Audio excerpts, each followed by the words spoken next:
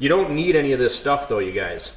That's what I'm going to tell you right now. If you're going to go try to polish aluminum, you do not need any of this stuff right away. I want to reiterate this again. This does not have to be this hard. I'm an idiot, and I'm the only one that's going to know really that this thing is pretty. Look at that itty bitty piece of sandpaper. Get that out of there. Wrap it around the long way off a piece that you cut off of this, and now you have a little custom spatula piece that you can sit and sand like this.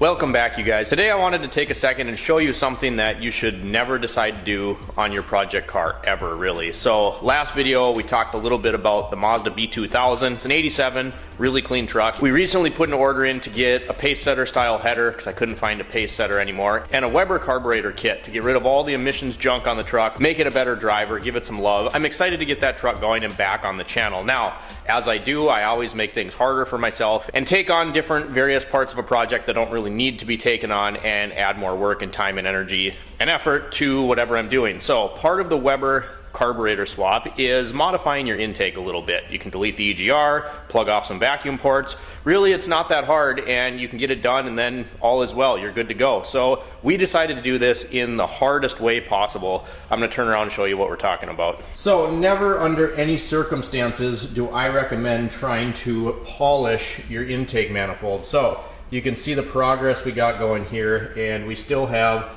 a long ways to go. So this old bench grinder right here has a brass wheel on it that probably isn't brass and flings little particulates and barbs out towards my eyeballs. And then on this side we have a polishing wheel. Now this admittedly bogs down really bad, and I spent about 5 minutes getting this to balance on top of there for the thumbnail. But anyway, we got it pinched, clamped in the Doyle bench vise. So I just put a board in here, screwed that down, and then this is actually rather interesting. So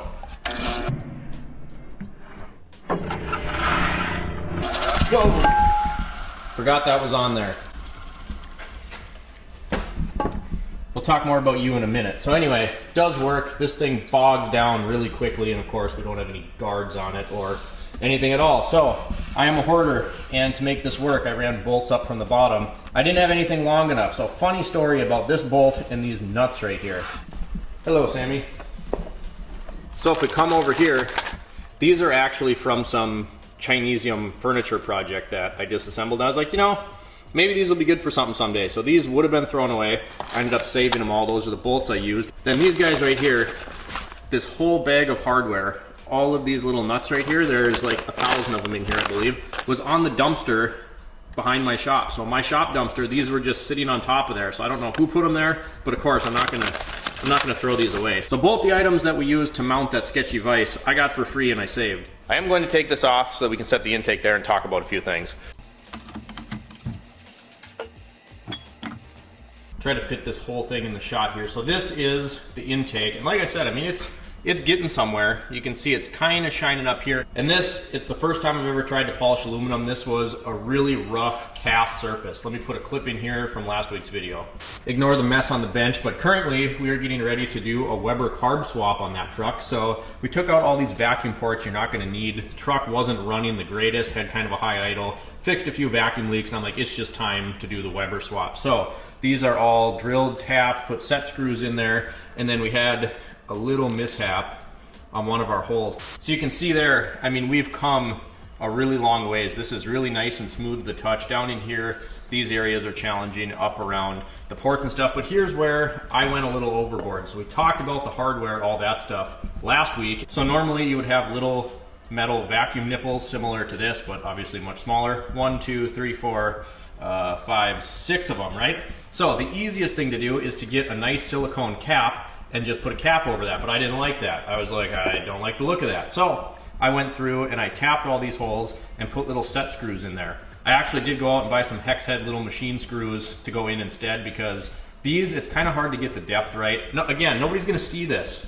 This is what I mean, I'm making this way too complicated. But more importantly than that, if I ever had to get one of these out, you're at the mercy of an Allen key there, right? Or you'd have to drill this guy out of there if that thing got stripped out. They're pretty small. So I'm gonna run a bolt down in here because then at least I have a bolt head I could use a vice grip if I had to get them off, and they'll all look more uniform. Like you can see, this one right here is pretty flush. This one's in, it just, I don't like it, drives me nuts. Anyway, I wanted to talk about attempting to polish this thing. As you can see, like I said, I mean, we're getting somewhere, but I probably have 7 hours into this so far, and there's no cheating this process. There's an awesome YouTuber out there that's big into DSM stuff. I cannot remember, for the life of me, remember his channel name. Maybe I'll put it down in the description. But he goes through a whole process on this. I've been trying lots of things. I did use an aluminum brightener product just to get all the dirt and debris off of there. That stuff does work. You have a sanded or rough aluminum surface. You spray it down with that acid mixture, the aluminum brightener from Purple Power. Does work really well. But then I went out and got all of this stuff. So this is my variable speed Dremel. I think it's a Master Force. So this guy is way more powerful than this little Bauer guy here. Is pretty much useless. Gets into some tighter spots, but it bogs down easy. This guy has some horsepower, right? And then right here, I normally keep a cordless Dremel, and that's a good tool. It actually has decent power. Ironically, it was just on the charger. It's a Hyper Tough. This is from Walmart, and this actually, variable speed, has some good power to it. I always just set that guy in there, but it runs through the batteries like crazy, so you need a corded tool for this. But I tried all sorts of stuff. I got Scotch-Brite pads here. I got these little sanding cones. They go on a little arbor, go in your drill. I got polish, I got wire wheels, flap wheels, little sanding drums. These guys in here are ridiculously expensive for what they are, but it's like a Q-tip with sandpaper on the end. I cut them in half, and then I stick those in my drill. I got little diamond tip set. You don't need any of this stuff though, you guys. That's what I'm gonna tell you right now. If you're gonna go try to polish aluminum, you do not need any of this stuff right away. Yeah, you can use, some of this to knock down some of the really rough casting in places that you can't get to, but you can't cheat this process, and everything that I tried here, I had to revert back to the way I'm about to show you.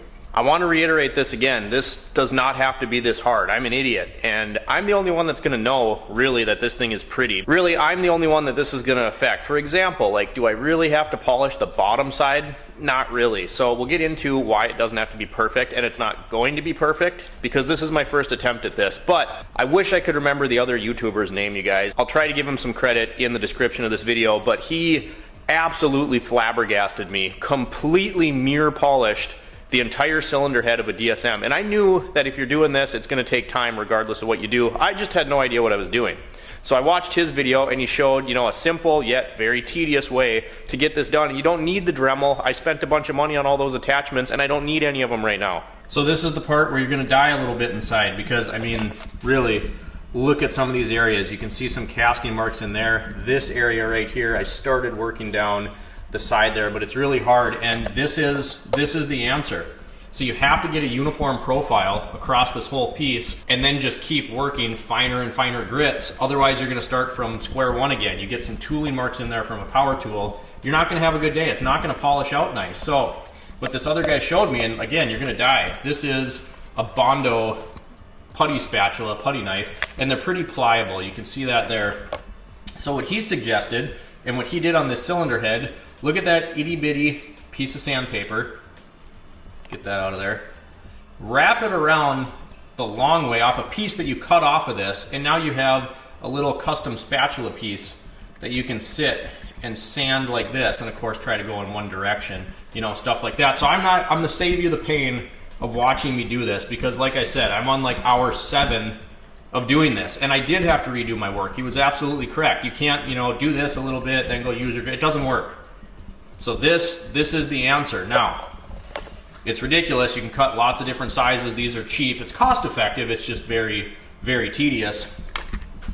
And like I said, I mean, up in here, and I'm gonna have to resand again, but this feels nice. It's getting somewhere, you guys. It is, but the reason this doesn't have to be perfect is once you have a perfectly smooth mirror finish, as close to mirror as we're gonna get on this piece of aluminum, all sorts of different things can affect it. If you leave your battery hooked up and it sits forever, you can get a reaction that way. Water, rocks, you're always, unless you want to take the carburetor back off, your fuel lines back off, disassemble this and repolish it once a year. This isn't going to stay this way. So what we're going to do, you have a couple options.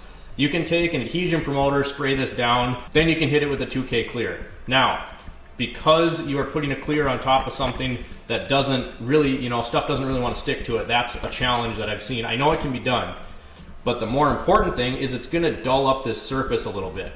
If this thing is nice and shiny, even if it's like, you know, kind of this quality when I'm done, obviously without the scratches, I don't care as long as it's protected. I don't want to have to take this thing back off and polish it again. So the fact that it's going to dull up a little bit under any kind of clear coat we're going to do leads me to believe that this doesn't have to be, you know, exactly perfect, which it's not going to be, because this is my first attempt at this. Now, I'm not going to use a 2K clear.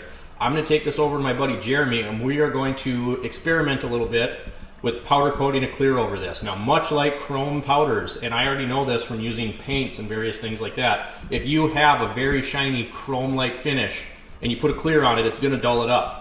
Again, I don't really care. So we're going to try that with the powder coat, just because I think baking the powder coat on will get it to adhere a little bit better than using, you know, like a 2K clear paint product. The other option you have that I've seen guys use is Cerakote. Cerakote makes like a self-leveling clear coat that comes in a little jar like this, and it's from what I've seen, it's a one-part self-leveling kind of thing. People use it on pew-pew parts, you know, stuff like that. That's what Cerakote kind of, they're big in the powder coating world too, but that is also an option. You have to spray that on through a spray gun.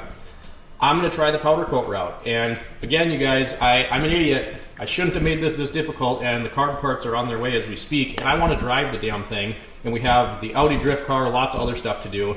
I didn't need to be doing this right now, but I already told you I'm doing it. So because I already told you that that is something we are going to do, I'm going to try my damnedest to make this thing look really nice. So that's the little update I had for you guys. Once again, making my life way too difficult. I am excited. I think it'll be cool to have a really shiny intake under there, even if, you know, only a couple people might see it at a car show. And most of the time, you guys, this is just going to be like a daily driver truck. I love the truck. I'm stoked to have it. A lot of you guys came to the channel based on Mazda stuff years ago, and I think I'll always have a Mazda pickup. So I'm excited, even if I'm making more work for myself. We got lots of other stuff that has to get done on top of, you know, running a business out of this tiny shop. So thankfully, this is a project that doesn't take up a ton of space, but we're just going to keep plugging away at it. Once I get it to a point where I'm happy with it, again, it's not going to be perfect, then I will show you kind of the finished result. If you guys enjoyed today's video, drop me a comment down below, like and subscribe if you have not already. Any questions, comments, or concerns, just put them down there. I try to get back to everyone that comments on the videos. Thanks for watching, guys, and we'll see you next time.